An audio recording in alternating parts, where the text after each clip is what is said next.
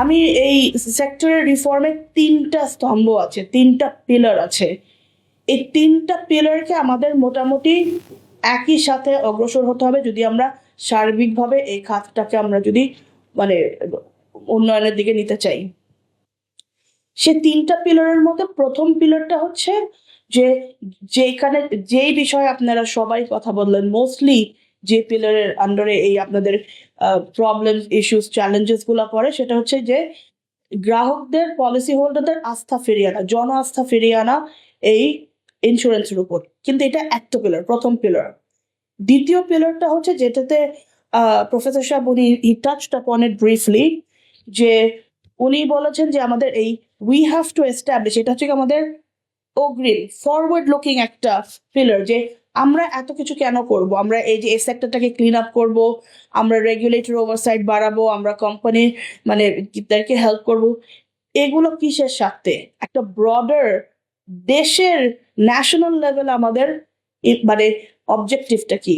National level অবজেক্টিভটা হচ্ছে কি আমাদের পিলার 2, স্তম্ভ 2 যেটাকে আমরা বলি, সেটা হচ্ছে যে establishing insurance as a long term investment class. এটা হচ্ছে কি বীমা খাতকে একটি দীর্ঘমেয়াদী বিনিয়োগ শ্রেণী হিসাবে প্রতিষ্ঠা করা। এটা আমি এক্সপ্লেইন করব এটা কেন এবং আমাদের জনস্বার্থে মানে দেশের সাথে এটা কেন ইম্পর্টেন্ট।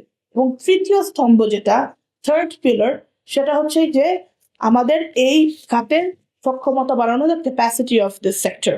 এই ক্যাপাসিটি বিল্ডিং যদি না করি তাহলে লং টার্ম সাস্টেনেবিলিটি কোনোভাবেই আসবে না।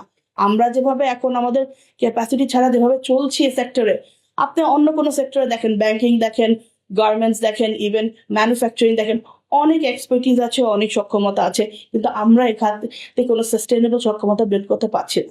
তো এই 3টা স্তম্ভ, যে জন আস্থা ফিরিয়ে আনা, এই ইন্স্যুরেন্সকে একটি লং টার্ম বিনিয়োগ শ্রেণী ক্লাস হিসেবে এস্টাবলিশ করা এবং এখানে সক্ষমতা ফিরিয়ে আনা। তো এখন এই প্রত্যেকটা পিলারে একটু একটু করে টাচ অন করি। প্রথম পিলার যেটা জন আস্থা ফিরিয়ে আনা, যেখানে আপনাদের most of the challenges, problems গুলোর কথা আপনি বললেন। অবশ্যই আমাদের এখন মানে অপরিশোধিত দাবি গুলো আছে হচ্ছে গিয়ে প্রায় মানে আনসেটলড ক্লেম যেগুলো আছে, সেগুলো আমাদের টোটাল অ্যাজ অফ টুডে আমাদের নাম্বারস অনুযায়ী, আমাদের যে ডেটা আছে ইদরাতে, সেটা অনুযায়ী হচ্ছে গিয়ে 7,000 কোটি টাকা। এখন এই 7,000 কোটি টাকা তো মানে পুরো সেক্টরে মানে ডিস্ট্রিবিউটেড বিভিন্নভাবে, কিছু কিছু মানে আছে লাইফে, কিছু আছে নন লাইফে, কিছু আছে companies that are stable robust, তারা করবে, কিছু আছে মধ্য ঝুঁকির কোম্পানি, কিছু আছে একদম মানে ঝুঁকিপূর্ণ কোম্পানি। তো এখন আমি যেটা আপনাদেরকে মনে হয় বলেছিলাম যে আপনাদের প্রধান নির্বাহী মিটিং গুলাতে, যে কিছু কিছু ক্ষেত্রে এটা একটা সেক্টরাল ইস্যু, কিছু কিছু ক্ষেত্রে এগুলা ওয়ান সাইজ ফিটস অল না, ইন্ডিভিজুয়াল কোম্পানির সাথে বসতে হবে।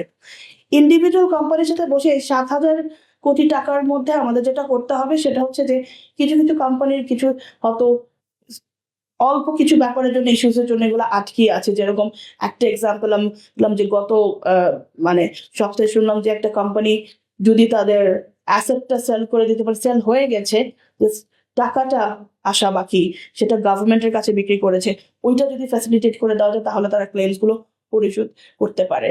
তা আমরা ওটা ফ্যাসিলিটেট করে মানে দিব এবং অ্যাজ সুন অ্যাজ পসিবল। তো এরকম ইন্ডিভিজুয়াল কোম্পানির সাথে আমরা বসে বসে চেষ্টা করবো যে কিভাবে আপনাদের ওই প্রবলেমস গুলোকে সলভ করা যায়। মাইক্রো ক্রেডিট তো আমাদের দেশে এখন মানে অনেক আগের থেকে এটা হচ্ছে গিয়া মানে it's on and it's working really well. Micro credit একেবারে মানে গ্রাসরুট লেভেল পর্যন্ত এটা আমরা করতে পেরেছি দেখে, এবং এটা আমাদের ডেভেলপমেন্টের একটা অন্যতম বড় অবদান।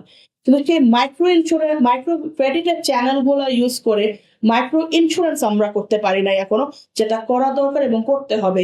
এখানে এমআর এর সাথে বসে একটা রেগুলেশনস এর ব্যাপারে কথা বলতে হবে, এই চ্যানেলস গুলা ঠিক করতে হবে। উই হ্যাভ টু আইনি কাঠামো গুলা, রেগুলেশনের কাঠামো গুলা ঠিক করতে হবে, যে আমরা কিভাবে micro insurance through the micro credit MFI micro finance ইনস্টিটিউশনের চ্যানেল দিয়ে আমরা কিভাবে গুলা ঠিক করতে পারি। ইসলামী ইন্স্যুরেন্সের কথা বলেন, তাকাফুল, এগুলো সব রেগুলেশনস এগুলো করতে হবে, because this are all opportunities.